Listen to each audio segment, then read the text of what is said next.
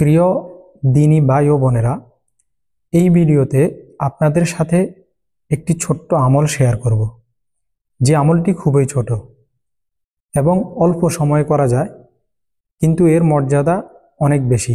হাদিসে আছে, যে ব্যক্তি প্রতি নামাজের পরে এই আমলটি করবে তার পাপ রাশি ক্ষমা করে দেওয়া হয়, যদিও তা সমুদ্রের ফেনা রাশির মতো হয়।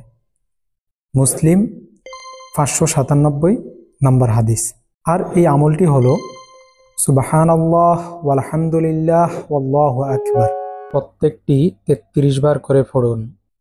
এর অর্থ, আল্লাহ কতই না পবিত্র মহান, সকল প্রশংসা আল্লাহর জন্য, আল্লাহ সবচেয়ে বড়। তারপর পড়ুন, লা ইলাহা ইল্লাল্লাহু ওয়াহদাহু লা শারীকা লাহু লাহুল মুলকু ওয়া লাহুল হামদু ইউহয়ী ওয়া ইউমীত ওয়া হুয়া আলা কুল্লি শাইইন কাদির।